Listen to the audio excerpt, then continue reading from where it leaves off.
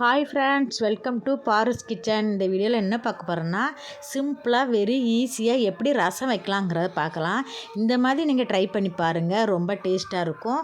அதுக்கு ஒரு lemon size புளி எடுத்து ஊற வச்சுக்கிங்க. அது ஒரு அரை மணி நேரம் ஊறட்டும். ஊறின பிறகு நம்ம ரசத்துக்கு தேவையானதை அரைச்சி எடுத்துடலாம். அரைக்கிறதுக்கு கொஞ்சம் மிளகு, கொஞ்சம் சீரகம், 2 காஞ்ச மிளகா, ஒரு பூண்டு எடுத்துருக்கிறேன், சின்ன பூண்டு. அதை போட்டு மிக்ஸியில் போட்டு அரைச்சிடலாம். அது கூட 2 கருவேப்பிலை சேர்த்துக்குங்க, கொஞ்சம் மஞ்சத்தூள் சேர்த்துக்குங்க. மிக்ஸியில் வச்சு ஒரு ஓட்டி விட்டுக்குங்க. ரொம்ப நைஸாக அரைக்கணும்னு அவசியம் இல்லை, கொஞ்சம் குறைன்னு அரைச்சாலே போதும். குறைன்னு அடிச்சுட்டு அது கூட 2 சைஸ் சின்ன சைஸ் தக்காளி 2 எடுத்துக்குங்க. நான் 2 சைஸ் தக்காளி கட் பண்ணி வச்சுருக்கிறேன். பெருசாக இருந்தால் ஒரு தக்காளி எடுத்துக்குங்க. இது அந்த ரசம் 4 பேர் சாப்பிட்ற அளவுக்கு வைக்கலாம்.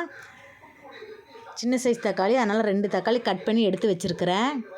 அதை மிக்ஸியில் போட்டு அரைச்சிக்கலாம். அரைச்சிட்டு அந்த புளி இருக்குது பார்த்திங்களா, அந்த புளியை நம்ம கரைச்சி எடுத்துக்கலாம்.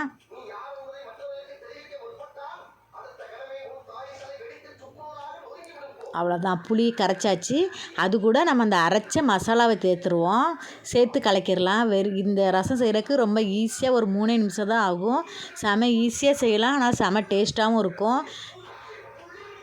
ரசம் வைக்க தெரியாதவங்க கூட இதை வைக்கலாம். நான் சொல்கிறேன், இதை கண்டிப்பாக வச்சு பாருங்கள், செம டேஸ்ட்டாக இருக்கும்.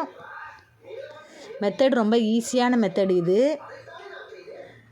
அவ்வளோதான், இதை எனக்கு தாளிச்சிடலாம். தாளிக்கிறதுக்கு ஒரு கடாயை அடுப்பில் வச்சுக்கலாம். கொஞ்சம் பெருங்காயத்தூள் சேர்த்துக்கிறேன். அதில் அப்படி பெருங்காயத்தூள் போட மறந்துட்டு, அதனால் இப்போ சேர்த்துக்கிறேன். ஒரு கடாயை அடுப்பில் வச்சுக்கலாம். அடுப்பில் வச்சு அதில் 2 ஸ்பூன் ஆயில் சேர்த்துக்குவோம்.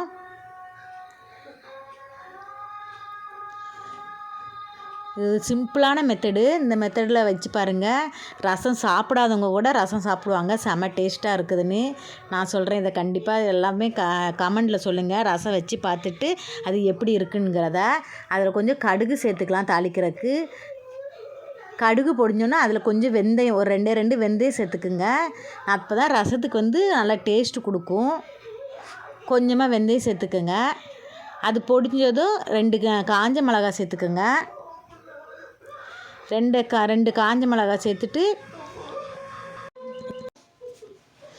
காஞ்ச மிளகாய் சேர்த்துட்டேன். அவ்வளோதான், நம்ம இன்றைக்கி கரைச்சி வச்சுருக்கதை ஊற்றிடுவோம் உள்ள ரசத்துக்கு. நம்ம கரைச்சி தனியாக எடுத்து வச்சோம் பார்த்திங்களா, எல்லாமே போட்டு அதை ஊற்றிடுங்க.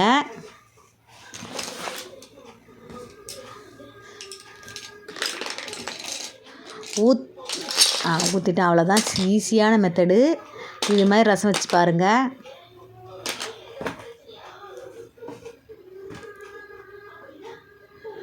இது நல்லா நுரை கட்டி வந்ததும் இறக்கிடலாம். இதுக்கு உப்பு சேர்த்துக்கிறேன், தேவையான உப்பு.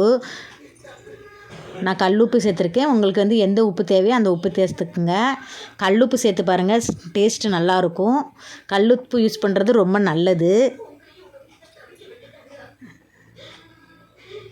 நல்லா நுரை கட்டி வந்ததும் மல்லி இலை தூவி இறக்கிடலாம். ரசம் ரெடி ஆயிடுச்சு. ரொம்ப ஈஸியான மெத்தட் இது.